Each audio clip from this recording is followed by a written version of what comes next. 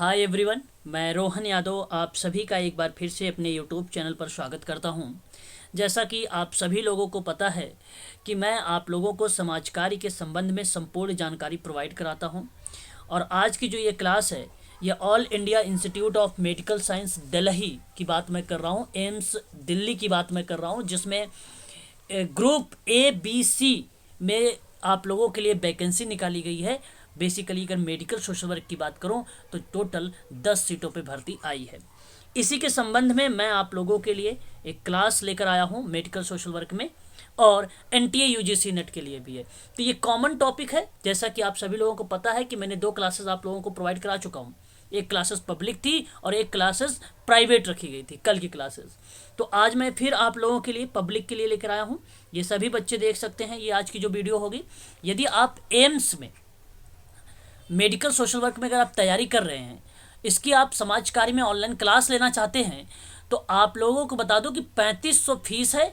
इसमें आप लोगों को रिकॉर्डेड वीडियो दिया जाएगा, मेडिकल सोशल वर्क के जो कंटेंट हैं वो प्रोवाइड कराए जाएंगे, और मॉक टेस्ट आप लोगों को दिया जाएगा। मेडिकल सोशल वर्क में जितने प्रीवियस ईयर का क्वेश्चन पेपर हुआ है, चाहे आप तमिलनाडु की बात करें या उत्तराखंड की बात करें या आप लखनऊ की बात करें, उन पे जितने पेपर हुए उन सभी पेपरों पर हम लोग चर्चा भी करेंगे यहाँ पे एम्स के मेडिकल सोशल वर्क की जब तैयारी करेंगे उस समय। आगे अगर हम बात करें तो यदि आप UGC नेट की अगर आप तैयारी कर रहे हैं सोशल वर्क में, तो इसकी फीस 5000 रखी गई है। और यहाँ आप लोग 5000 को 2 किस्तों में जमा कर सकते हैं। 2500 रुपए करके 2 किस्तों में आपकी फीस सबमिट होगी। आप लोगों को बता दूं कि आप लोगों को यूनिट नंबर 1 से लेकर यूनिट नंबर 10 तक के सारे कंटेंट प्रोवाइड कराए जाएंगे, रिकॉर्डेड वीडियो दिया जाएगा, हर एक यूनिट के पीछे आप लोगों का मॉक टेस्ट करवाया जाएगा। और 2004 से लेकर 2022 तक, यानी 1 अक्टूबर 2022 को जो पेपर हुआ था, उन सभी पेपर को, यानी PYQ प्रीवियस ईयर का क्वेश्चन पेपर पे हम लोग एक ब्रीफ में चर्चा करेंगे चारों ऑप्शन के साथ। ठीक है, सारे कंटेंट आप लोगों को प्रोवाइड कराए जाएंगे सोशल वर्क में। यदि आप एम्स की क्लास लेना चाहते हैं तो 3500 रुपये में आप ले सकते हैं, और यदि आप UGC नेट की क्लास लेना चाहते हैं तो 5000 में आप यहाँ पर परचेज कर सकते हैं। आपको बता दूं 5000 में आप UGC का जो पेपर देंगे वो 2 बार देंगे। ऐसा नहीं कि एक बार देंगे, आप 2 बार UGC के एग्जाम में बैठने का आपको मौका मिलेगा। केवल 5000 रुपये की फीस रहेगी। यहाँ पर आपको सारे कंटेंट प्रोवाइड कराए जाएंगे। यहाँ पर अभी मैंने आप लोगों से कल की टॉपिक पर हमने चर्चा किया था, समाज कार्य की कुछ मौलिक मान्यताएं थी, विशेषताएं थे, उद्देश्य थे, लक्ष्य थे। आज हम लोग उसी के आगे बढ़ेंगे समाज कार्य के क्षेत्र पर भी। समाज कार्य के फंक्शन कौन कौन से होते हैं, मैंने 4 फंक्शन के बारे में बताया था कल, और बहुत इंपॉर्टेंट है, जो एग्जाम में आप लोगों से पूछा भी जा सकता है। ठीक है, आप ध्यान रखिएगा। यदि आप लोगों को सोशल वर्क में किसी भी चीज़ की जानकारी लेना चाहते हैं तो आप 8506031308 पर आप कॉल कर सकते हो, और व्हाट्सएप के माध्यम से जानकारी भी प्राप्त कर सकते हो। ठीक है, तो याद करिए, नोट आप कर लीजिएगा इस नंबर को। कोई भी अगर आप जानकारी चाहते हैं सोशल वर्क में तो आप फ़ोन करके व्हाट्सएप के माध्यम से जानकारी प्राप्त कर सकते हैं। ठीक है, तो शुरुआत करते हैं आज की अपनी ये क्लास, थोड़ी सी जानकारी हो जाए। तो कल मैंने आप लोगों से समाज कार्य के जो फंक्शन होते हैं उन सभी चीज़ों पर हम लोगों ने जिक्र किया था। ठीक है, आज इसी के आगे बढ़ेंगे। सोशल वर्क के एरियाज़ कौन कौन से होते हैं, कौन कौन से उसके क्षेत्र होते हैं, उन पर हम जिक्र करेंगे। जैसे आप लोगों को पता होगा कि मैंने आप लोगों से एक बार बताया था कि समाज कार्य के फंक्शन में आपका सुधार संबंधी कार्य होता है। कल की क्लासेस में हमने बताया था कि व्यक्ति सुधार सेवा, संबंध सुधार सेवाओं तथा समाज सुधार सेवाओं को जो शामिल करता है वो समाज सुधार के अंतर्गत आता है। उसको सुधारात्मक कार्य भी बोला जाता है। तो मैंने सुधारात्मक कार्य को रिप्रेजेंट करते हुए बताया था कल कार्यों में।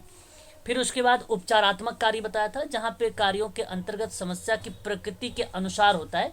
मैंने कहा था कि जब मेडिकल सेवाएं, स्वास्थ्य सेवाएं, मनोचिकित्सकीय सेवाएं, मानसिक आरोग्य से संबंधित जब सेवाएं आती हैं तो आप लोग ट्रीटमेंट को शामिल कर लेते हैं।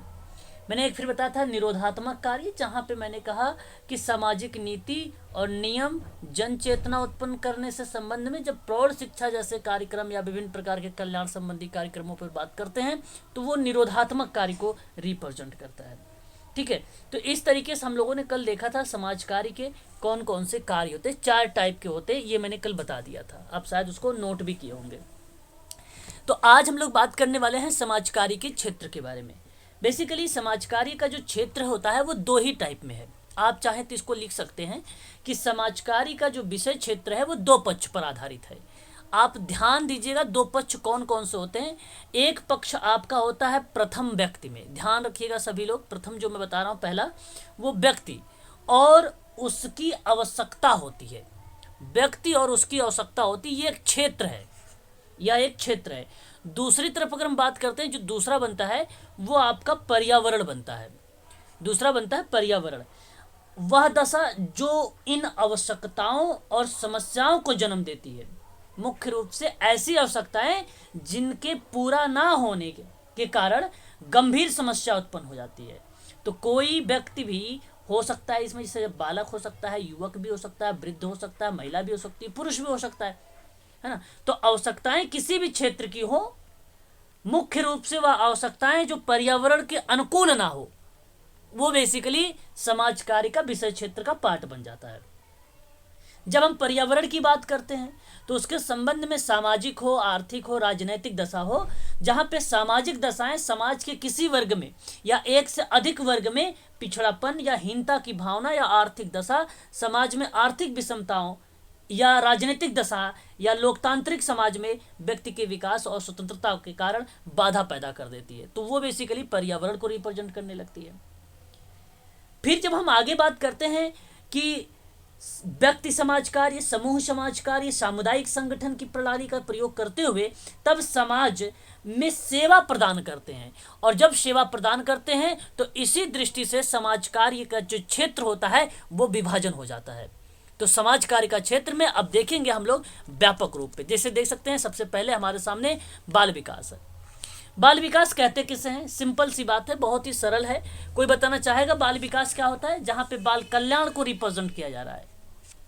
कोई बताना चाहेगा मुझे बाल विकास को? बताइए। नहीं मालूम तो मैं बताता हूं। देखिए, बाल विकास जो है रिप्रेजेंट करता है कि बच्चे राष्ट्रीय संपत्ति होते हैं, और बच्चों के खिलाफ में ही राष्ट्र का विकास निहित होता है।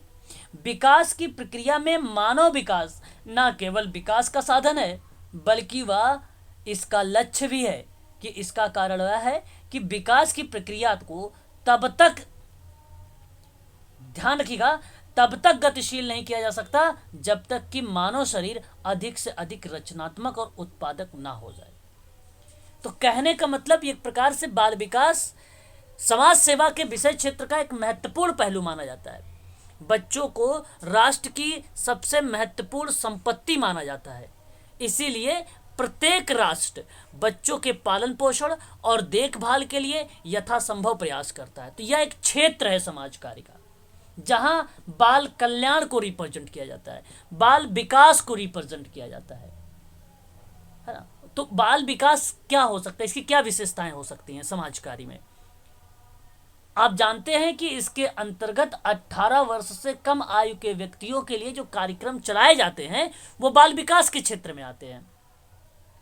अब अगर आपके सामने मान लीजिए मेडिकल सोशल वर्क में अगर आप हैं और किसी बच्चे की आयु 18 से प्लस होगी तो उसके लिए आप कार्यक्रम नहीं बनाएंगे। अगर 18 से नीचे अगर है तो आप लोग क्या करेंगे, वो बाल विकास के रूप में आप वहां पे जो भी कार्यक्रम बनाएंगे उसको शामिल करेंगे। और बाल विकास से संबंधित कार्यक्रम और सेवा का प्रमुख लक्ष्य जो होगा वो बालकों के संपूर्ण विकास से होगा। अब संपूर्ण विकास का मतलब ये होता है कि आप सामाजिक विकास की बात कर लो, नैतिक विकास की बात कर लो, मानसिक विकास की बात कर लो, शारीरिक विकास की बात कर लो, नैतिक विकास की बात कर लो, भाषाई विकास की बात कर लो। ये सारे एक सर्वांगीण बात करता है, एक प्रकार के सार्वभौमिक चीज़ों पर रिप्रेजेंट होता है। तो बच्चों का जब भी आप बालकों का जब भी आप कोई कार्यक्रम बनाएंगे तो बच्चों का संपूर्ण विकास की तरफ आप अग्रसर रहेंगे। वहीं अगर हम बात करें तो इसके अंतर्गत सरकारी और गैर सरकारी दोनों प्रकार की जो संस्थाएं होती हैं वो बाल विकास कार्यक्रम और सेवाओं के द्वारा चलाई जा सकती हैं। ठीक है, ये चीजें आप लोगों को ध्यान रखना होगा बाल विकास के संबंध में। तो इतनी बातें आपको क्लियर हुई? एक बार मुझे स्पष्टीकरण करें बाल विकास के संबंध में जो मैंने अभी आपको बताया है, बोलिए। हाँ, ध्यान रखते चलिएगा। फिर अगर हम बात करें आगे तो देख सकते हैं आप लोग यहाँ पे और भी चीज़ें हमें मिलेंगी। तो बाल विकास में कह रहा है आपसे कि सरकार बच्चों के सर्वांगीण विकास के लिए विभिन्न नीतियां बनाती है और उसी के अनुसार विभिन्न कार्यक्रम का आयोजन भी किया जाता है। जैसे इस कार्यक्रम में अगर हम बात करें तो मातृ एवं शिशु कल्याण हो सकता है, सेवाएं हो सकती है, पोषण सेवाएं हो जा सकती हैं, पूर्व माध्यमिक शिक्षा भी हो सकती है, स्कूल समाज कार्य भी हो सकता है। तो इसके अंतर्गत इतने सारे कार्यक्रम को आप जो है बना सकते हैं बच्चों के परिप्रेक्ष्य में, बाल के संबंध। अब मैं आपको बता दूं कि भारत में बालकों के लिए, बच्चों के लिए कुछ समस्याएं भी हैं। जैसे अगर हम बात करें भारत के परिप्रेक्ष्य से, तो भारत में एक स्वास्थ्य एवं पोषण आहार की समस्या पाई जाती है। यह आप पॉइंट में नोट कर सकते हैं। अगर बात किया जाए स्वास्थ्य और पोषण आहार की समस्या, भारत जैसे विकासशील देशों में बालकों की स्वास्थ्य एवं पोषण संबंधी जटिल समस्या का सामना करना पड़ता है और इन देशों में आर्थिक विकास के बावजूद भी शिशु मृत्यु दर बहुत अधिक है। कुपोषण के कारण बच्चे खसरा, काली खांसी, तपेदिक, टिटनस, पोलियो जैसी बीमारियों के साथ साथ अस्थायी दिव्यांगता के शिकार हो जाते हैं।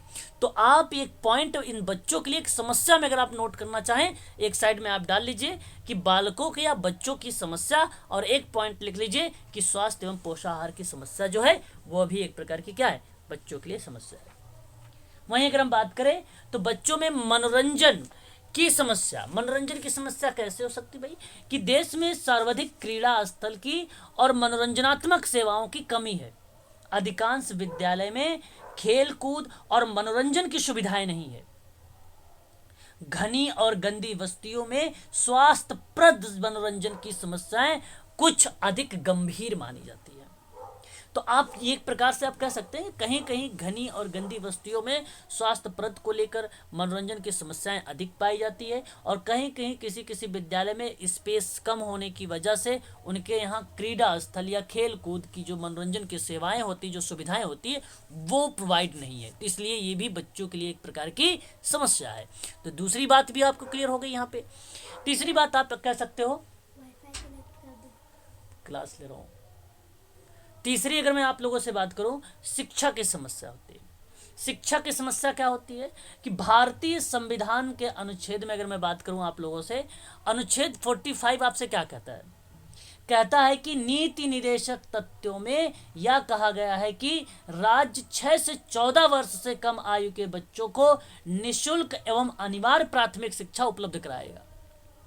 तो शिक्षा की समस्या भी है। तो जब शिक्षा की समस्या बालकों के लिए पूछा जाए एग्जाम में तो आप जरूर देखिएगा आर्टिकल मिलेगा आपको, और वह आर्टिकल आपको क्या मिलेगा, 45 आर्टिकल क्या कहता है, डीपीएसपी में कहा गया है कि 6 से 14 वर्ष से कम आयु के बच्चों को निःशुल्क और अनिवार्य प्राथमिक शिक्षा उपलब्ध कराएगा।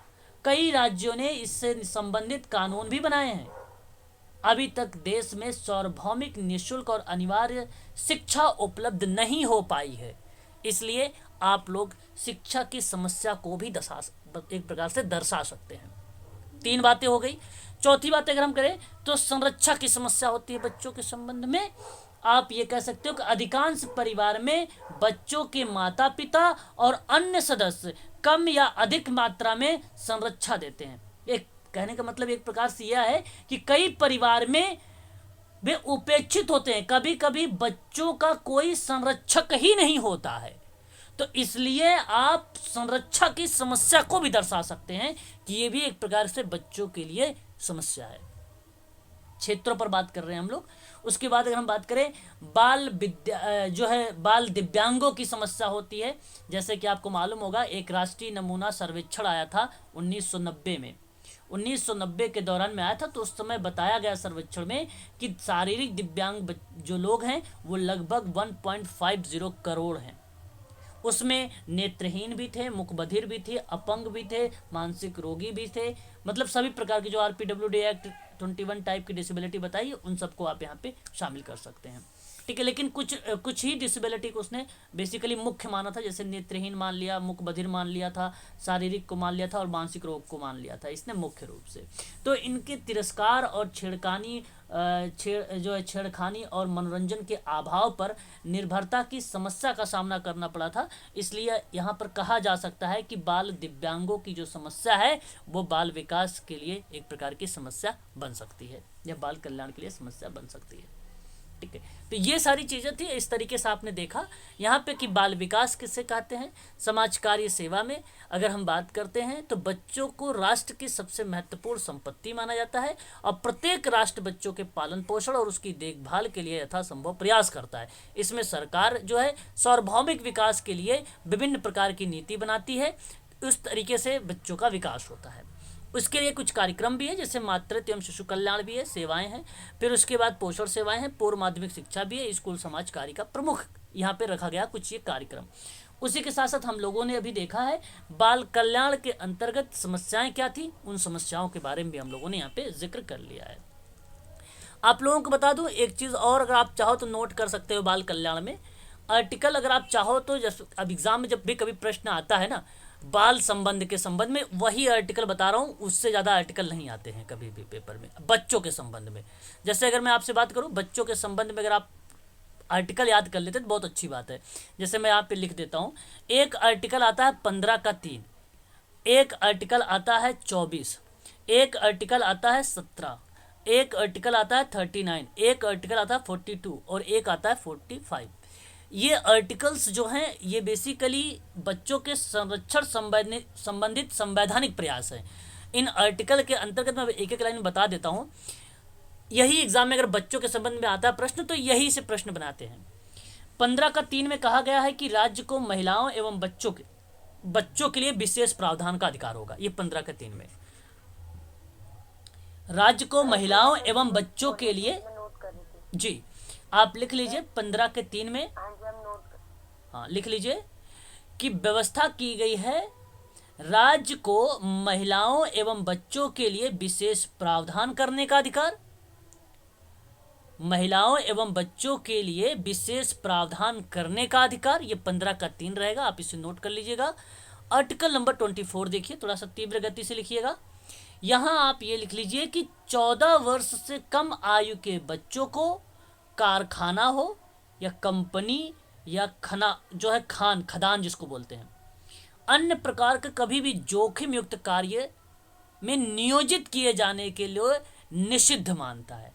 मतलब एक प्रकार से मना करता है कि 14 साल से कम उम्र के बच्चों को कारखाना हो या कंपनी हो या खान हो उसमें जोखिम भरा कार्य नहीं कर सकते हैं। ये आर्टिकल 24 बताता है। बाल श्रम अधिनियम इसी से निकला है। हाँ बिल्कुल करेक्ट, श्रम अधिनियम इसी से निकला है। बिल्कुल करेक्ट, जो हाँ सही बता रहे हैं। कई इंडस्ट्री मैंने विजिट की थी, कई इंडस्ट्री मैंने विजिट की थी तो इस एक्ट का उल्लेख भी था और लिखा था अकॉर्डिंग टू आर्टिकल 17 बाल श्रम अधिनियम एक अपराध है।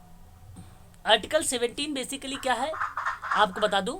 आर्टिकल 70 कहता है सर कि अस्पृश्यता को समाप्त कर दिया गया है और किसी भी प्रकार से इसका अभ्यास जो है वर्जित माना जाएगा। तो अस्पृश्यता काफ़ी बार प्रश्न में आया भी है, ये शब्द केवल नोट कर लीजिए। अस्पृश्यता जो अनटचेबिलिटी को बताता है वो आर्टिकल नंबर आपका 17 बताता है। आर्टिकल 39 की बात करेंगे तो इसमें बच्चों की सुकुमार अवस्था का दुरुपयोग ना हो इसमें कहा गया है। तो ध्यान रखिएगा, बच्चों की सुकुमार अवस्था का दुरुपयोग ना हो, ये आर्टिकल 39 बताता है बच्चों के संरक्षण संबंधित संवैधानिक प्रयास या प्रावधान में। फिर आपको 42 क्या बोलता है, कहता है कि राज्य काम की न्यायसंगत, ये काफ़ी इम्पोर्टेंट शब्द है, काफ़ी बार ये सोशल वर्क यूजीसी में पूछा गया है। एक तो न्यायसंगत आता है, इसी के साथ साथ एक और पॉइंट आती है मनोवांछित दशा। क्या आती है? मनोवांछित दशाओं को निश्चित करने के और प्रयुक्त सहायता के लिए जो व्यवस्था की जाती है वो आर्टिकल 42 बताता। तो मैं कहूँगा कि दो शब्द याद रखिए, एक न्यायसंगत, एक याद रखिए आप सभी लोग मनोवांछित दशा, दो शब्द। और आर्टिकल जो 45 होता है वो आपको क्या बताता है कि 14 वर्ष तक की आयु के बच्चों के लिए निःशुल्क और अनिवार्य शिक्षा का प्रबंध बताता है। ठीक है, तो याद रखिएगा ये सारी चीज़ें हैं जो मैंने आप लोगों को अभी बताया है, ये बच्चों के संबंध में था। आपको बता दूं, इसी संबंध में कुछ विधान बनाए गए जहां उपेक्षित या बाधित या शोषित या अपराधी बच्चों के संबंध में विधान थे, तो जिसमें बच्चों के सुधार, उपचार, शिक्षा, स्वास्थ्य इत्यादि की व्यवस्था की गई थी। मैं आपको बताऊं, सन 1960 में पारित केंद्रीय एक अधिनियम था, अनैतिक व्यापार अधिनियम था 1956 का, किशोर न्याय अधिनियम था 1986 का। उसमें उपेक्षित और उपचारी बच्चों में विभेद किया गया, तो उसी के संबंध में बच्चों के अंतर्गत कुछ एक्टिविटी शामिल की गई, जैसे भिक्षा मांगते हुए पाया जाता है, तो ये आर्टिकल्स पर बात होंगी। जिनका कोई निश्चित घर या निवास स्थान या जीवन निर्वाह साधन नहीं होगा, तो ये आर्टिकल बात करेगा। जो निराश्रित पाया जाता है, चाहे अनाथ हो या अथवा ना हो, निराश्रित हो, तो भी ये इन आर्टिकल पर बात होती है। जिनके माता पिता या संरक्षक अयोग्य हैं, अथवा जो वेश्यागृह या वेश्या के साथ रहते हैं, वो भी आपको बाल संबंधित जो विधान है इन पे जिक्र होगा। जैसे केंद्रीय अधिनियम है 1960 का, अनैतिक व्यापार अधिनियम है 1956 का, किशोर न्याय अधिनियम है 1986 का। इन सारी चीज़ों पर बात होती है यहाँ पर, ठीक है। तो इनको आप लोग ध्यान रखिएगा। ये कुछ संबंधित विधान थे, तो मैंने 3 ही विधान के बारे में बताया है। 3 में से आपका सबसे ज़्यादा इम्पोर्टेंट है अनैतिक व्यापार अधिनियम जो 1956 का है। यह आप लोगों से पेपर में पूछा जा सकता है। अब बाल अपराधों से निपटने के संबंध में कुछ विधान हो सकते हैं, तो भाई जाहिर सी बात है, चाहे किशोर न्याय अधिनियम 1986 का हो या अनैतिक व्यापार निरोधक अधिनियम 1987 है ना, युक्ताशक्ति हानिकारक प्रकाशन एक अधिनियम था 1956 का, भिक्षावृत्ति अधिनियम था। इन सारे अधिनियमों के बारे में यहाँ पे जिक्र किया गया है कि इन बाल अपराधों से निपटने के लिए क्या क्या चीज़ें होनी चाहिए, इसके बारे में बताया गया था। तो मैं आपसे कहूँगा कि आप एक बच्चों के संरक्षण में आर्टिकल याद रखिएगा, और जो मैंने 3 अधिनियम बताए हैं इनको याद रखिएगा। इतना ही आप लोगों के लिए काफ़ी है, इतना ही आप लोगों के लिए काफ़ी है। स्पष्ट है बच्चों के संबंध में? एक बार मुझे बता दीजिए आप सभी लोग। और मैं अब आप लोगों को कुछ पॉइंट्स दे देता हूँ, कुछ पॉइंट्स भी आप लोगों को लिखवा देता हूँ। आपने नाम सुना होगा यूनिसेफ। यूनिसेफ की स्थापना 1946 में हुआ था, ये आप नोट कर लीजिएगा। और द्वितीय विश्व युद्ध की समाप्ति पर प्रभावित देशों में, जो देशों के बच्चों को आपातकालीन स्थिति में भोजन और स्वास्थ्य सुविधा उपलब्ध कराने के लिए यह किया गया था। और यह वर्ष था 1953 में, 1953 में संयुक्त राष्ट्र व्यवस्था के अस्थायी अंग बन गया था। तो संयुक्त राष्ट्र का जो अवस्था में या व्यवस्था में जो अस्थायी अंग बना था संयुक्त राष्ट्र का यूनिसेफ, तो वह कौन सा वर्ष था? 1953 था, 1953 था। 1953 में यूनिसेफ क्या हुआ? संयुक्त राष्ट्र व्यवस्था का एक अस्थायी अंग बन गया था। यह पेपर में पूछा जाता है कब बना था संयुक्त राष्ट्र व्यवस्था का, और इसमें बात क्या थी? बात थी बच्चों को आपातकालीन स्थिति में भोजन और स्वास्थ्य सुविधा उपलब्ध कराना था।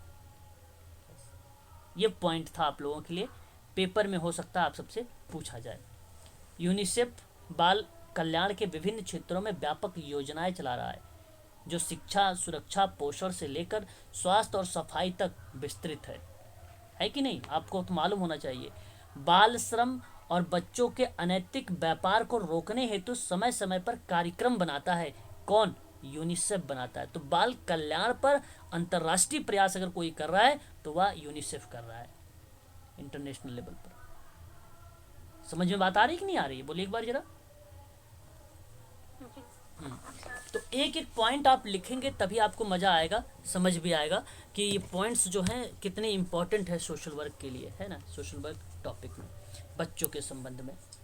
तो बहुत ही इम्पोर्टेंट चीज़ें हैं जो मैं आप लोगों को बता रहा हूँ कि सोशल वर्क में ऐसी चीज़ें हमें देखने को मिलते हैं सोशल वर्क में बाल कल्याण के संबंध में। क्लियर है? इतना बताइए अब आप लोग।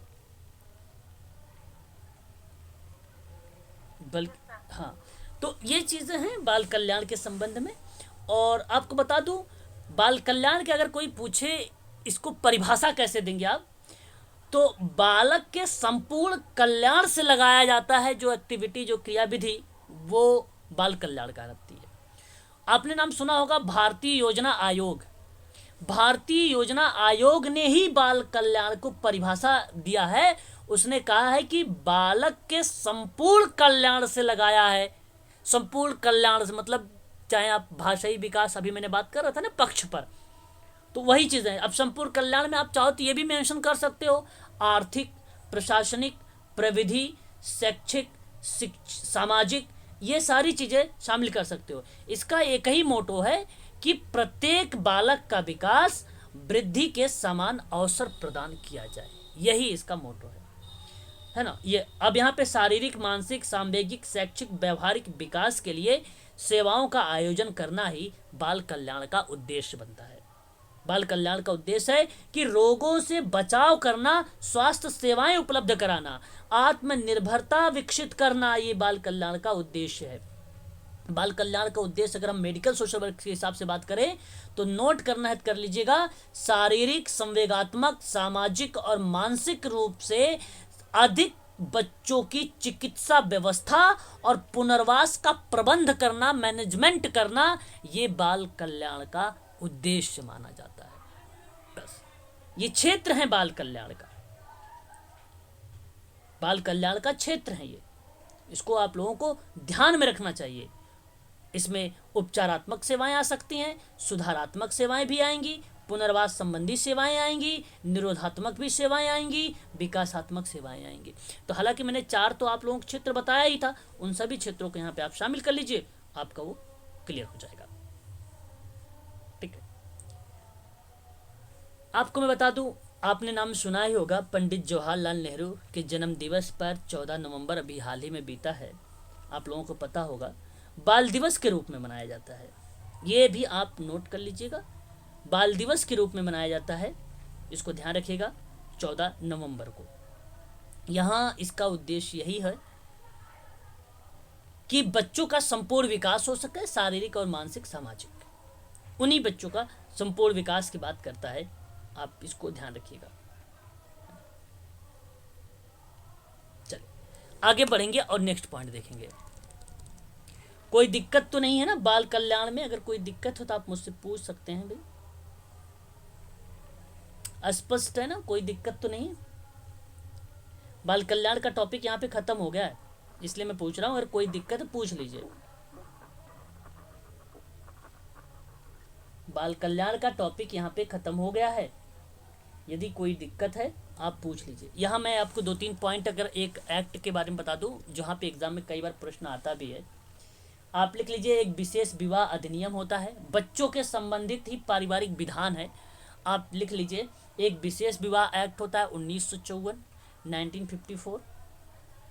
एक हिंदू विवाह एक्ट है 1955, हिंदू विवाह एक्ट है 1900। इसको क्रम में लगाया जाता है, पूछ लेता है। बाल कल्याण के विकास के संबंधित मैं विधानों पर बात कर रहा हूँ, बच्चों पे बारे बात कर रहा हूँ, इसलिए एक्ट आ गए हैं तो इसलिए एक्ट को बता रहा हूँ आप लोगों को। उसके बाद आपको आता है एक मुस्लिम विच्छेद अधिनियम, मुस्लिम विच्छेद अधिनियम 1938। भारतीय ईसाई विवाह अधिनियम 1872। ये जो मुस्लिम विच्छेद है 1938 है, 1938 है। भारतीय ईसाई विवाह अधिनियम 1872 है। पारसी विवाह और बालक अधिनियम 1936 है, 1936 है। ठीक है, तो ये 5 आप लोगों से कभी कभी क्रम पूछ लेता है, तो क्रम भी आपको पता होना चाहिए, तभी आप लगा पाएंगे, अदरवाइज नहीं लगा पाएंगे। जब वर्ष मालूम रहेगा तभी कर पाएंगे। ठीक है, नोट कर लिया होगा आप सभी लोगों ने। आगे बढ़ेंगे और नेक्स्ट देखेंगे। ठीक है, आगे बात करते हैं हम लोग अब महिला सशक्तिकरण पे। महिला सशक्तिकरण क्या होता है? अगर कोई चीज से परिभाषा पूछे जाए तो क्या बताने वाले हैं आप लोग, बताइए जरा एक बार। अगर आप लोगों से महिला सशक्तिकरण की परिभाषा पूछा जाए तो आप क्या बताने वाले हैं? महिलाओं के लिए जो भी कार्य की जाते हैं, जो महिलाओं को पूछिए। महिलाओं के लिए जो भी कार्य किए जा रहे हैं, जो भी उच्च शिक्षा के लिए उसको मतलब कानून बनाए गए हैं बहुत सारे महिलाओं के उसके लिए, उन सब ओके। पे जो भी जो काम करती है या समाज में महिलाओं की स्थिति को सुधारने के लिए जो भी कानून बनाए गए हैं जिससे उनकी समाज में सहभागिता हो सके उसे महिला सशक्तिकरण कहा जाता है। अच्छा, चलिए।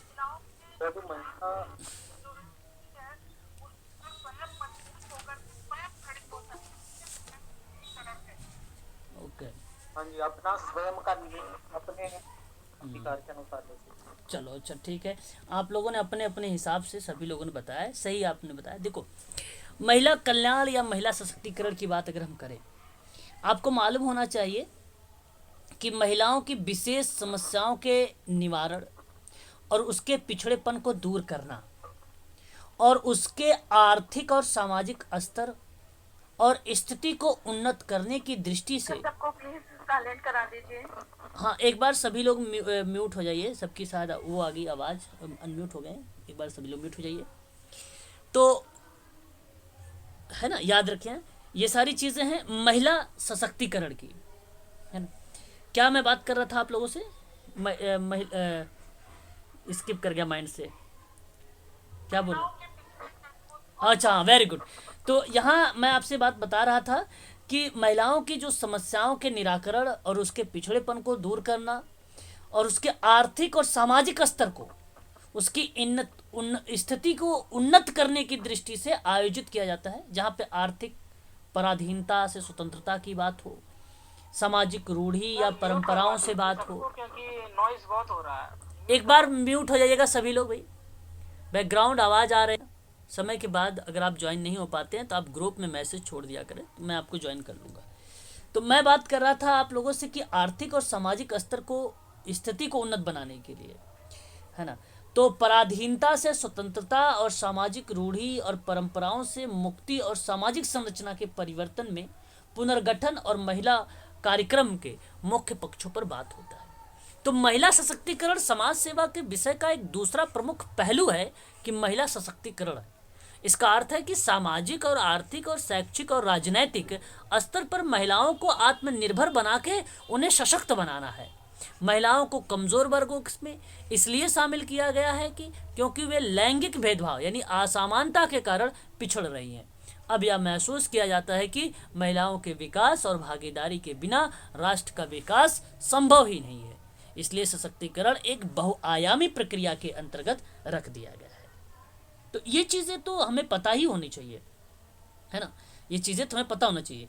जब आपसे कभी कोई व्यक्ति पूछे कि महिला सशक्तिकरण क्या होता है, तो आप ये कहना कि महिलाओं की आध्यात्मिक, राजनैतिक, सामाजिक, आर्थिक शक्ति में वृद्धि करना और भारत में महिलाएं जो हैं शिक्षा, राजनीति, मीडिया, कला, संस्कृति, सेवा क्षेत्र, विज्ञान, प्रौद्योगिकी आदि के क्षेत्रों में भागीदारी करती हैं।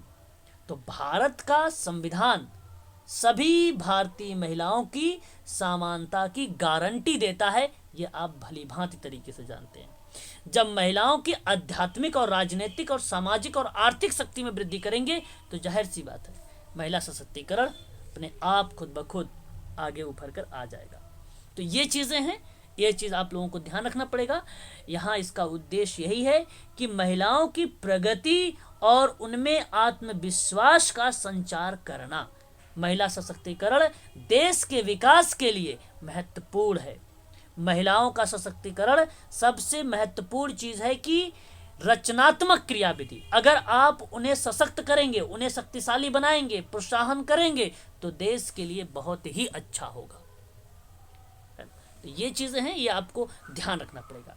यदि आप लोगों से पूछे कि महिला सशक्तिकरण शुरू कब हुआ, तो राष्ट्रीय एक महिला सशक्तिकरण नीति बनाई गई और वह नीति शुरू हुई थी 2000 बोलिए 2001 में 2001 में। तो ये चीज़ें हैं, आप लोगों को इसको ध्यान रखना होगा, ठीक है। इसमें अगर हम बात करें तो आप सब भली भांति तरीके से जानते भी होंगे, परिचित भी होंगे इसमें, महिला सशक्तिकरण जो 2001 का है, इसमें क्या क्या बातों पर जिक्र हुई थी, किन किन चीज़ों पर चर्चा हुआ था, जहां महिलाओं की उन्नति, विकास और सशक्तिकरण को मूर्त रूप देना था, जहां महिलाओं के पूर्ण विकास एवं सकारात्मक आर्थिक और सामाजिक नीतियों के जरिए एक माहौल का निर्माण करना था ताकि वे अपनी क्षमताओं को वो समझ सके। महिला सशक्तिकरण की नीति की क्या बात थी? महिला सशक्तिकरण नीति कहती थी कि सामाजिक, राजनीतिक, आर्थिक जीवन में महिलाओं द्वारा भागीदारी और निर्णय क्षमता का समान अवसर दिया जाए, समान अवसर दिया जाए।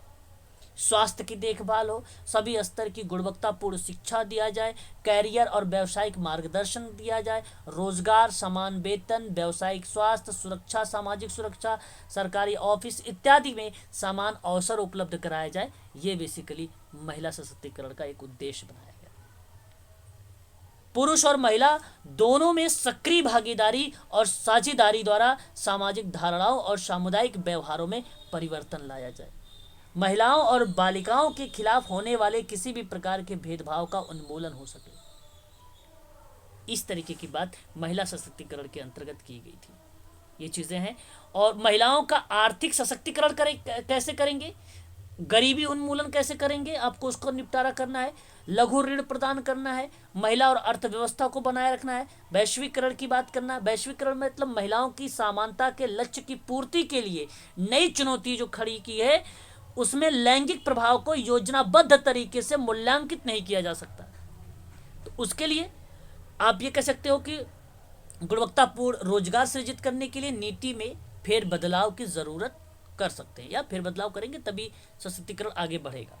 महिला और कृषि, महिला और उद्योग, सहायक सेवाएं, ये सारी चीजें उसमें आ जाती है आर्थिक के रूप में। सामाजिक रूप में अगर हम देखेंगे तो शिक्षा, स्वास्थ्य को देखेंगे, पोषण को देखेंगे, पेयजल और स्वच्छता को देखेंगे, घर और आश्रय को देखेंगे, पर्यावरण कहीं ना कहीं अपनी भूमिका निभाता है ना, विज्ञान प्रौद्योगिकी भी निभाता है। इस तरीके से आप लोगों को इन सारी चीज़ों में शामिल होना पड़ता है। तो महिला सशक्तिकरण का ये पार्ट बन जाता है। महिला सशक्तिकरण में अगर हम बात करें तो आप लोगों को पता होना चाहिए महिला सशक्तिकरण के लिए कुछ जैसे कार्यक्रम, संवैधानिक विधान वगैरह के रूप में। तो आपको बता दूं, एक हिंदू विधवा पुनर्विवाह एक्ट आया था, हिंदू विधवा पुनर्विवाह एक्ट था। मैं क्षेत्र पर बात कर रहा हूं इसलिए थोड़ा सा डीप में लेके चल रहा हूं आप लोगों से, है ना। जो हर एक क्षेत्र में जितनी पॉइंट है उन सभी पॉइंटों को मैं यहीं पर बता देना चाहता हूं, इसलिए थोड़ा सा एक्ट वगैरह को लेकर शामिल करके लेके चल रहा हूं, है ना, ताकि आपको क्लियर भी रहे कि महिलाओं के संबंध में कौन कौन से एक्ट पढ़ने, कौन कौन से अधिनियम पढ़ने हैं जो पेपर में पूछा था। तो आप ऑटोमेटिक यहाँ पे सारी चीज़ें आपको याद भी रहेंगी। तो अगर हिंदू विधवा पुनर्विवाह एक्ट की बात होता है तो आपको बता दूं, पहले तो एक बार 1829 में आया, फिर परिमार्जित हुआ, परिवर्तित हुआ, एक प्रकार से संशोधन किया गया 1856 में, है ना। तो आप दोनों वर्ष लिख लीजिएगा। जो लास्ट वाला 1856 वाला है ये काफ़ी ज़्यादा फेमस रहा है, पेपर में कई बार पूछा गया है ये वाला 1856 का। और उसके बाद भारतीय तलाक एक अधिनियम आया, भारतीय तलाक अधिनियम एक आया था, वो तलाक अधिनियम था 1869 का, है ना। उसके बाद एक विशेष विवाह अधिनियम आया था, विशेष विवाह अधिनियम 1872 का था, 1872 का था। एक भारतीय उत्तराधिकार अधिनियम आया था 1925 का था, है ना। बाल विवाह निरोध अधिनियम आया था, बाल विवाह निरोध अधिनियम आपको मालूम होना चाहिए 1929 का था, है कि नहीं, है ना। ये सारी चीज़ें थी। आपको एक घरेलू हिंसा एक्ट आपने नाम सुना होगा, कब आया था ये? 2005 में आया था, है ना, है कि नहीं। ये चीज़ें आपको ध्यान रखना है। इसमें कम उम्र में बालक बालिकाओं की शादी पर पाबंदी अधिनियम वर्ष 1976 में पारित किया गया था।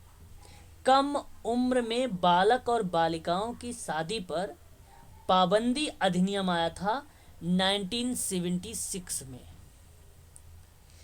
दहेज निषेध अधिनियम पारित हुआ था 1987 में।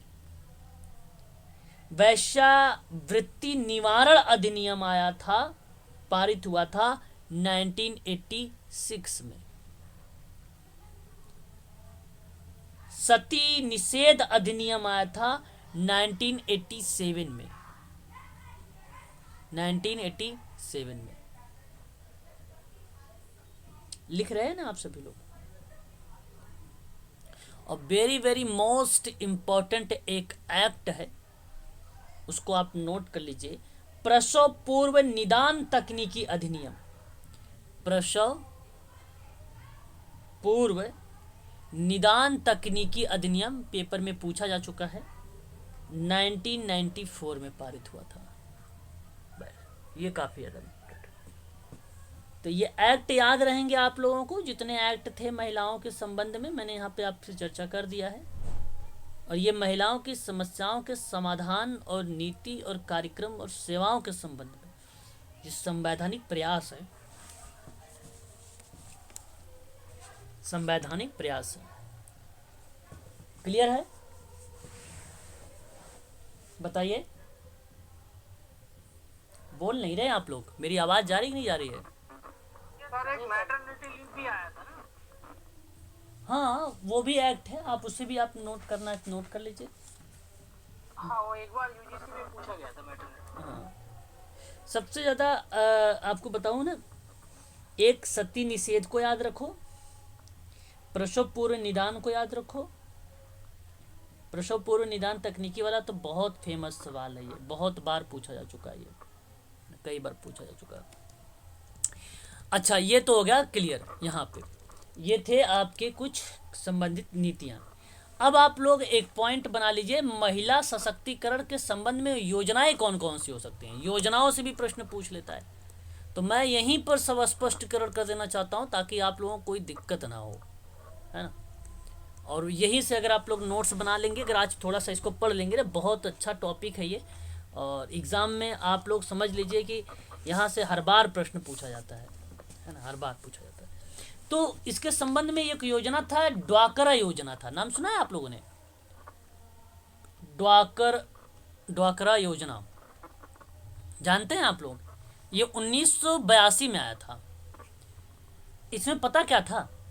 ग्रामीण महिलाओं को रोजगार उपलब्ध कराना था, स्वास्थ्य, शिक्षा, पोषाहार, देखभाल की सेवा प्रदान करता था ये। तो ये योजना, हाँ, ड्वाकरा योजना थी। ये 1982 में आया था, 1982 में आया था। एक योजना का और नाम आपने सुना होगा, न्यू मॉडल चरखा योजना।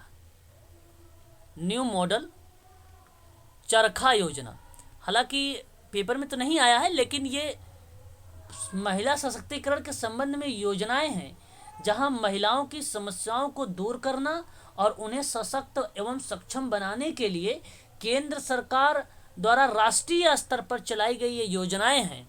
न्यू मॉडल चरखा योजना जो 1987 में आया था, जो 1987 में आया था। ये भी ग्रामीण महिलाओं को रोजगार के अवसर दिलाना और प्रशिक्षण एवं अनुदान की व्यवस्था करता था। न्यू मॉडल चरखा योजना, न्यू मॉडल चरखा योजना याद रखिएगा। पहले मैंने 1982 बताया है, उसके बाद मैंने 1987 बताया है। वहीं अगर हम बात करें तो आपको एक योजना और देखने को मिल सकती है, महिला समाख्या योजना। मालूम होगा क्या नाम है, रंजीत सर को मालूम है, रंजीत सर, महिला समाख्या योजना। अच्छा, ये जो समाख्या योजना है सर 1989 में चलाया गया था। 1989 में महिलाओं को समानता और सजगता हेतु उचित शिक्षा की बात की गई थी 1989 में। बहुत फेमस है ये मेडिकल सोशल वर्क में, ये कई बार पेपर में भी आता हुआ है। महिला समाख्या योजना MPPSC में ये पूछा जा चुका है, इसको आप ध्यान रखिएगा। उसके बाद अगर हम बात करें, काफ़ी फेमस है एक और योजना जो एग्जाम में पूछी जा चुकी है, मातृ एवं शिशु स्वास्थ्य कार्यक्रम। मातृ एवं शिशु स्वास्थ्य कार्यक्रम आपने सुना भी होगा, इसका नाम तो खूब है ना बातचीतों में। ये आई थी 1992 में। आपको बता दूं कि ये शिशु एवं माताओं को पोषाहार उपलब्ध कराकर शिशु और मातृ मृत्यु दर पर रोक लगाने की बात करती है यह योजना। बहुत ही फेमस योजना है, इसको भी आप IMP करके ही नोट करिएगा। आगे एक और योजना की बात करते हैं। वह योजना किशोरी बालिका उचित शिक्षा योजना और यह योजना आई थी 1992 में भी। आपको बता दूं, इसमें भी ग्रामीण गरीब परिवारों की बालिकाओं को उचित शिक्षा प्रदान करने की बात की गई थी किशोरी बालिका उचित शिक्षा योजना के अंतर्गत। उसके बाद अगर हम बात करें महिला समृद्धि योजना, एक आता है महिला समृद्धि योजना, है ना, समृद्धि योजना 1993 महिलाओं में बचत की आदत डालना इस महिला समृद्धि योजना के अंतर्गत रखा गया था। उसके बाद अगर हम बात करें तो आपको आता है एक और योजना, राष्ट्रीय महिला कोष योजना।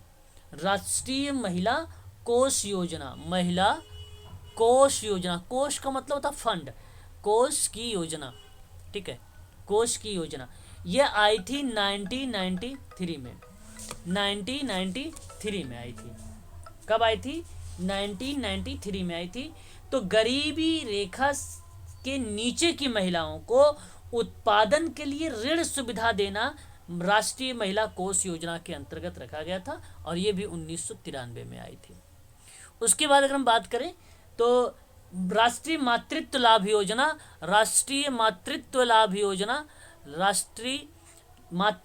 योजना ये 1994 की है और इसमें ग्रामीण और शहरी क्षेत्रों की महिलाओं की आर्थिक रूप से स्वतंत्र बनाना या स्वावलंबी बनाना एक लक्ष्य रखा गया था राष्ट्रीय मातृत्व लाभ योजना में।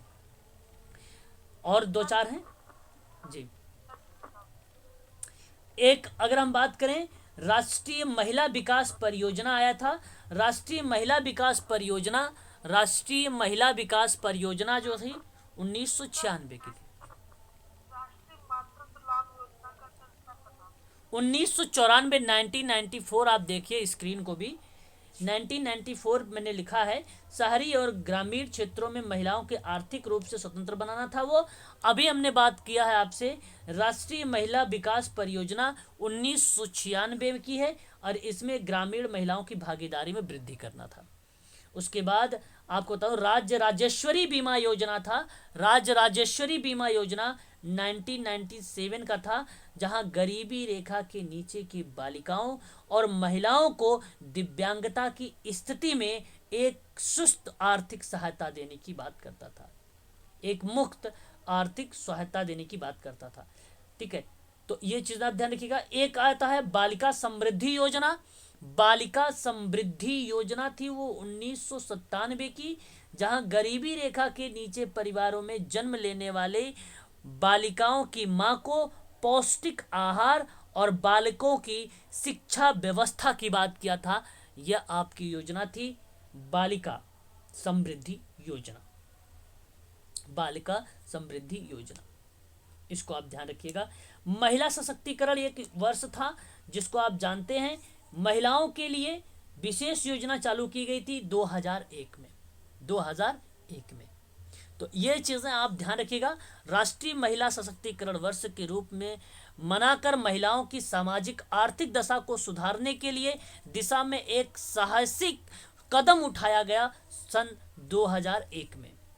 आपको बता दूं सन 1975 की बात 1975 में अंतर्राष्ट्रीय महिला वर्ष के रूप में मनाया जाता है। तत्पश्चात सरकार ने महिला विकास के लिए विशेष प्रयास भी किए। राजनीतिक क्षेत्र में ग्रामीण महिलाओं को सक्रिय भागीदारी पर बात हुआ। 73वें संविधान संशोधन के माध्यम से देश की पंचायती राज व्यवस्था में महिलाओं के लिए 33% स्थान आरक्षित किया गया है। ये भी आप ध्यान रखिएगा। 3 पॉइंट बताया हूं, तीनों के तीनों इंपॉर्टेंट है। क्या फिर से रिपीट कर दूं तीनों पॉइंट? जी सर, जी सर, बिल्कुल। जी सर। एक पॉइंट आपका ये है कि 1975 को अंतर्राष्ट्रीय महिला वर्ष के रूप में मनाया गया। अंतर्राष्ट्रीय वर्ष महिला के रूप में मनाया गया। अगर पूछ लिया जाए कि अंतर्राष्ट्रीय महिला वर्ष कब मनाया जाता है तो आप लोग बता दीजिएगा कि 1975 में मनाया जाता है। बस क्लियर। प्रश्न में आता भी है, ऐसा नहीं कि मैं आप अपने मन से बना के बता रहा हूँ, आता है पेपर में। अगर मैं आपसे बताऊं, दूसरा पॉइंट मैंने कहा, आप ये नोट कर लीजिए कि सरकार ने 73वें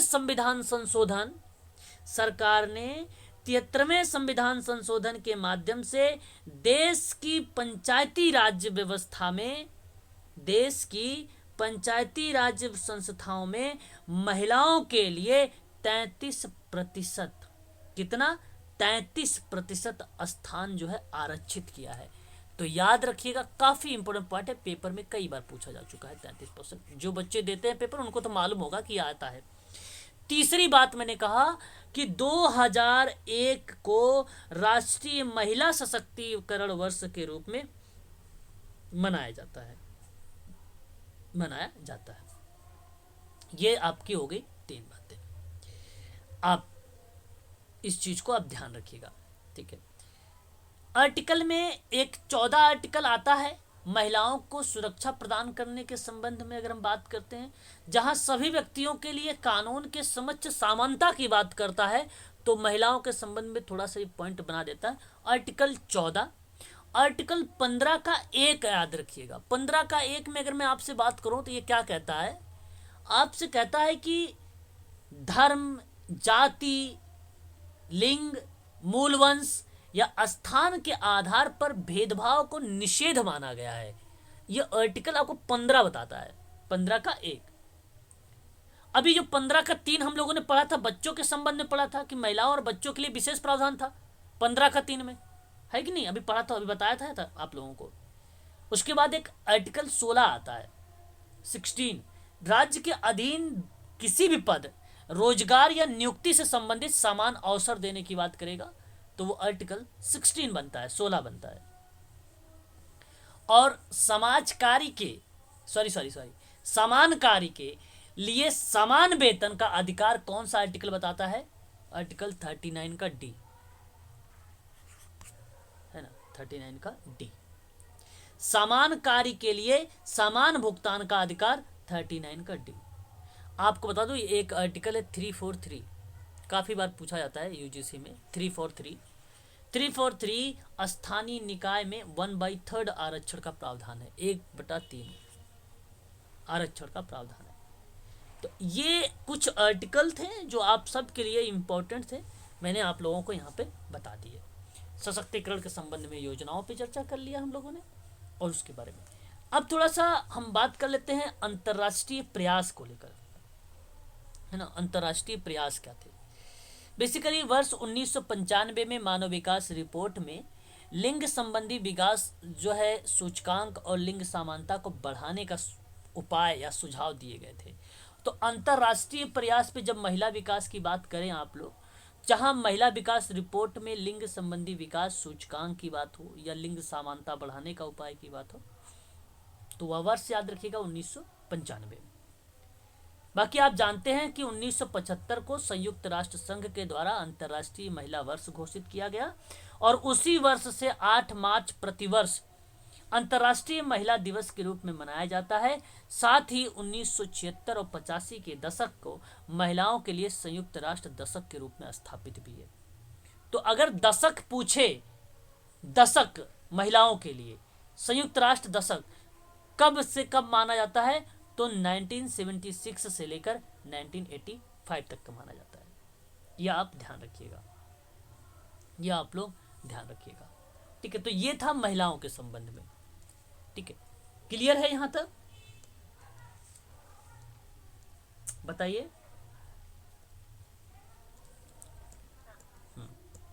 ये था महिलाओं के संबंध में। अब देखिए विद्यालय समाज कार्य क्या है। यहाँ पे अगर मैं बात करूं विद्यालय समाज कार्य, समाज कार्य का वह क्षेत्र है जो समस्यात्मक छात्रों और विद्यालय में पढ़ने वाले छात्रों को शिक्षकों और अभिभावकों की सहायता करता है। इसका उद्देश्य है कि स्कूल में समस्याग्रस्त छात्रों को उसकी समस्याओं को हल करने के लिए आवश्यक सहायता प्रदान करने के लिए उन्हें आवश्यक सहायता प्रदान करके सामंजस्य स्थापित करना होता है। मतलब बहुत सिंपल सा है, इसमें कुछ है नहीं। विद्यालय समाज कार्य में विद्यालय समाज कार्य क्या कहता है? विद्यालय समाज कार्य का मतलब ये हुआ कि जो समस्यात्मक छात्रों और विद्यालय में पढ़ने वाले छात्रों में के शिक्षकों और अभिभावकों की सहायता करना। मतलब एक प्रकार से अगर किसी छात्रों को कोई किसी प्रकार की अगर समस्या है तो उसके पॉइंट ऑफ व्यू से जब उसकी समस्या को समाधान किया जाता है, उसको हल निकाला जाता है और फिर उसकी आवश्यकताओं को पहचान कर उसी के आधार पर उसकी सहायता की जाती है, तो उस व्यक्ति को समाज की मुख्य धारा से जोड़ सकते हैं। यानी आप ये कह सकते हो कि उसकी सहायता प्रदान करके उसको सामंजस्य स्थापित करके उसे स्वावलंबी बनाकर समाज की मुख्य धारा से जोड़ने देते हैं आप सभी लोग। तो ये चीज़ें हमारे सामने देखने को मिल जाती है। ये विद्यालय समाज कार्य मतलब विद्यालय के माध्यम से आप सेवार्थी को समूह को क्या करते हैं? समाज की मुख्य धारा से जोड़ने का प्रयास करते हैं, ठीक है, और उसकी समस्या का समाधान करते हैं। ये आपका विद्यालय समाज कार्य बन जाता है। अब देखिए ये युवा कल्याण है। युवा कल्याण के बारे में आप लोगों को तो मालूम होगा, ये बहुत इंपॉर्टेंट पॉइंट है। युवा कल्याण भी आप सबके लिए एग्जाम में कई बार पूछा भी जा चुका है युवा कल्याण को लेकर। कोई बताना चाहेगा मुझे युवा कल्याण के परिप्रेक्ष्य में कोई भी बात?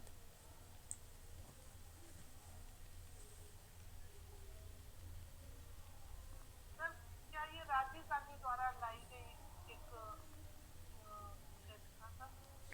युवा कल्याण, ओके ओके।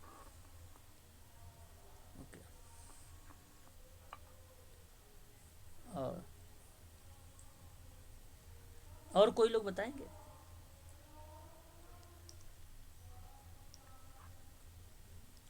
फिर जो युवा होते हैं वो राष्ट्र के निर्माण में अहम भूमिका निभाते हैं। तो उनको उनके भविष्य को बेहतर बनाने के लिए जो भी नीतियां या फिर सरकार के द्वारा कार्यक्रम चलाए जाते हैं उनको बेहतर करना ये युवा कल्याण। ओके, देखिए मैं आपको बताऊं, जो युवा कल्याण यानी युवा का मतलब क्या है?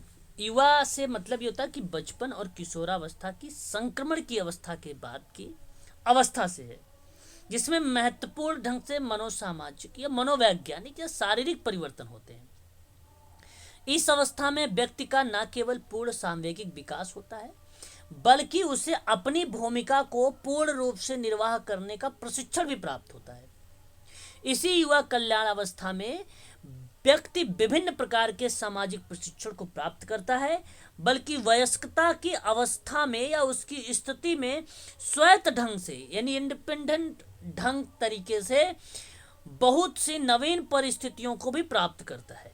युवा अवस्था में व्यक्ति अपने समाज और संस्कृति के अनुरूप भूमिका का निर्वहन करना सीख जाता है। युवा अवस्था में, युवा में ही अगर हम बात करें तो व्यक्ति की अपनी कुछ विशिष्ट आवश्यकताएं होती हैं जिनकी पूर्ति करने का प्रयास करता है और वो विभिन्न तरीके से अपनी क्रिया के माध्यम से करता है। तो मैं आपको बता दूं कि युवाओं को ऐसे अवसर उपलब्ध कराना जिनके द्वारा वह अपनी व्यक्तित्व और शैक्षणिक, सामाजिक और सांस्कृतिक पक्षों को उन्नति कर सके। युवाओं में अनुशासन, त्याग, रचनात्मक योगदान की जो भूमिकाएं होती हैं वो चैतन्यकरण में होती है, जागृत के रूप में होती है। युवाओं में जीवन के प्रति वास्तविक और प्रबुद्ध दृष्टिकोण विकसित करना होता है और उनमें जागरूक होकर निर्णय लेने की क्षमता का विकास होता है। वो बेसिकली युवा कल्याण को रिप्रेजेंट करता है। जैसे देख सकते हैं आप यहाँ पे युवा कल्याण भी समाज कार्य का विषय क्षेत्र का एक महत्वपूर्ण पहलू है। वास्तव में बच्चे देश का भविष्य होते हैं, जबकि युवा देश का वर्तमान होते हैं और जिनके कंधों पर देश का विकास की जिम्मेदारी होती है। युवा न केवल ताकत, ऊर्जा क्षमता, कौशल, कड़ी मेहनत से भरे हुए हैं, बल्कि अगर उन्हें उचित मार्गदर्शन, प्रेरणा मिले तो वे अपने देश और समाज को बहुत आगे ले जा सकते हैं और उनकी कई महत्वाकांक्षा, आशाएं, लालसाएं जिनके लिए वे अपनी शारीरिक और मानसिक शक्तियों का पूरा उपयोग कर सकते हैं या करते हैं। इस तरीके की चीज़ों को हम क्या कर सकते हैं, मेंशन कर सकते हैं, है ना। युवा कल्याण में बात स्पष्ट हो रही है युवा कल्याण के संबंध में, बताइए एक बार। युवा कल्याण में अगर हम बात करें और भी चीज़ें हमारे सामने देखने को मिलती है, ऐसी बात नहीं है।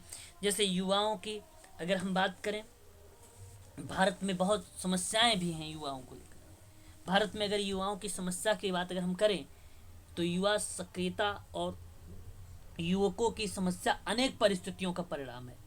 आज युवा वर्ग को विभिन्न क्षेत्रों में आज सुरक्षा का सामना भी करना पड़ता है। वे आज मूल्यों के संघर्ष के कारण संवेगात्मक अस्थिरता की स्थिति में है, जहां उनके आचरण के जो मान्य प्रतिमान है वो टूटते नजर आ रहे हैं। इसके अलावा अपने चारों ओर के दूषित पर्यावरण से युवा वर्ग काफी प्रभावित होता है। वह वर्तमान में दिशाहीन है, जो चाहे उसे उधर मोड़ सकता है, जो जैसे चाहे वैसे मोड़ सकता है। आप देख सकते हैं कि किस तरीके से SGPGI में युवाओं के साथ धोखा हुआ, है ना। तो ये सभी के साथ हुआ। वहाँ पे अगर हम बात करें तो युवाओं के कुछ प्रमुख समस्याएं में क्या हो सकती है, जैसे आर्थिक समस्या है एक। आज आर्थिक समस्या युवाओं के लिए एक प्रमुख समस्या है और यह उभर के जो सामने आई है, उच्च शिक्षा प्राप्त करने के बाद भी युवा अपने आप को आर्थिक रूप से असुरक्षित महसूस करने लगा है। अधिकांश युवाओं को उनकी योग्यता के अनुरूप नौकरियां नहीं मिल पाती हैं, तो शिक्षित जो युवक होंगे वो बेकारी का सामना करने लगते हैं।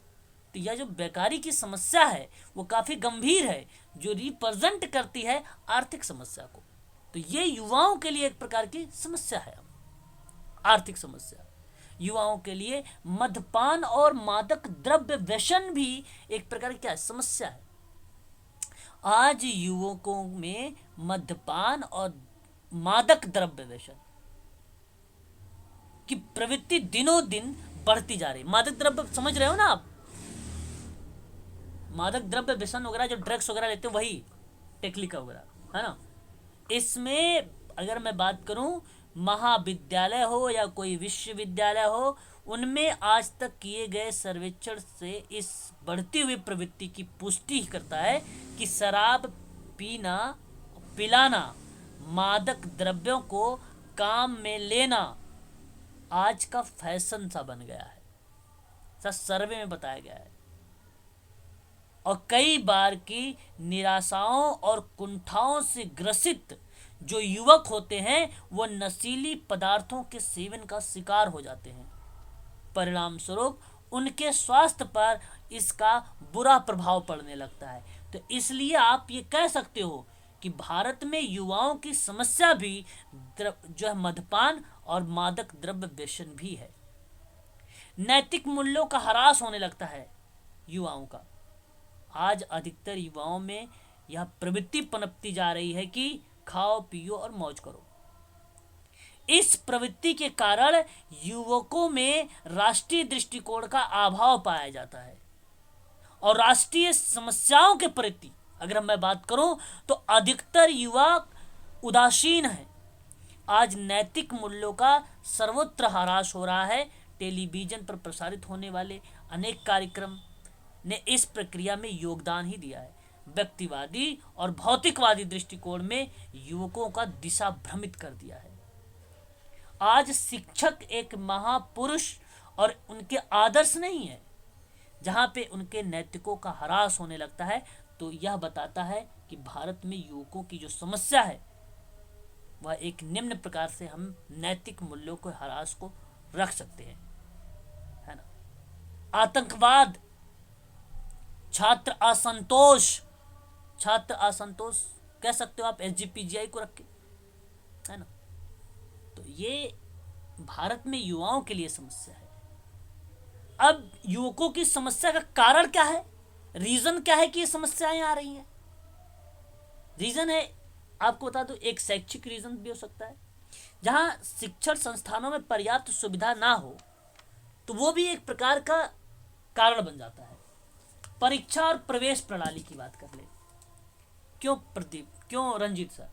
अगर हम बात कर ले परीक्षा एवं प्रवेश प्रणाली, तो कहीं ना कहीं शिक्षण संस्थानों में प्रवेश संबंधी नीतियां, कक्षा में पढ़ाने का माध्यम, परीक्षा प्रणाली में होने वाले परिवर्तन, पास होने के नियम में फेर बदलाव, इस तरीके की जो चीजें हमें देखने को मिलती है, ये कहीं ना कहीं एक कारण बन जाती है युवाओं के लिए।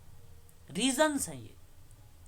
छात्रों एवं अध्यापकों के संबंधों को दूरी। आज छात्र और अध्यापक के बीच का जो संबंध है मधुर नहीं है। छात्रों की संख्या बढ़ जाने के कारण यह संभव ही नहीं है कि अध्यापक प्रत्येक छात्र में आत्मीय घनिष्ठ संबंध बना सके, उनकी समस्याओं को जानकर उन्हें हल करने का प्रयास कर सके। तो छात्र शिक्षक का जो अनुपात है वो बढ़ जाने के कारण अध्यापकों को छात्रों पर नियंत्रण शिथिल हुआ है, एक प्रकार से रुका हुआ है, जहाँ पे स्वच्छंदन प्रवृत्ति पनपने लगती है और यह अध्ययन में रुचि ना लेकर बाह्य गतिविधियों में रुचि लेते हैं बच्चे। तो कहीं ना कहीं छात्र और अध्यापकों के संबंधी को जो दूरी है वो कहीं ना कहीं युवाओं को, जो युवक की समस्याएं हैं, कहीं ना कहीं रीजन बन के निकल के आता है, कारण बन के आता है। तो ये आप लोग ध्यान रखिएगा। इनके लिए अगर हम बात करें, युवाओं के लिए कुछ कार्यक्रम चलाए गए हैं, जैसे कि आपको मालूम होना चाहिए राष्ट्रीय प्रौढ़ शिक्षा कार्यक्रम चलाया गया है, नेहरू युवा केंद्रीय राष्ट्रीय सेवा योजना चलाई गई है, नेशनल कैडेट कोर एनसीसी चलाया गया है, राष्ट्रीय स्वयं सेवक संघ चलाया गया है, स्काउट एंड गाइड एक कार्यक्रम है उसे चलाया गया है।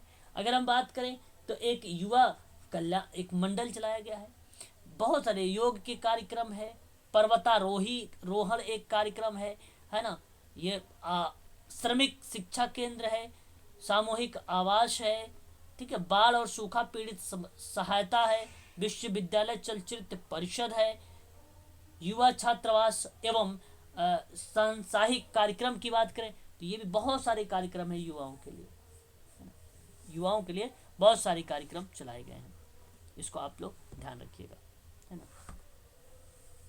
ठीक है, तो आज के लिए बस करिए, इतना ही रखिए आप सभी लोग। तो ये मैंने अभी आप लोगों को जो बताया है, ये युवाओं के संबंध में कार्यक्रम जो थे उसके बारे में चर्चा किया। कुछ और भी क्षेत्र हैं, कल मैं क्षेत्र को आप लोगों को समाप्त कर दूंगा, ठीक है, सारे जो क्षेत्र रहेंगे वो समाप्त हो जाएंगे कल, ठीक है। वृद्ध यहाँ पे नहीं, वृद्धि नहीं रहे, ये वृद्ध कल्याण है ना, ये क्या है, वृद्ध कल्याण है, ठीक है, यहाँ पे आप करेक्ट कर लीजिएगा, वृद्ध नहीं, ठीक है। और कल मैं एम्स का अगर जो है ना पता करके आप लोगों को बताऊंगा, ठीक है, नोटिफिकेशन मैंने डाल दिया था। ओके, बहुत बढ़िया। तो कल मैं जो है एम्स के बारे में आप लोगों को बताऊंगा कि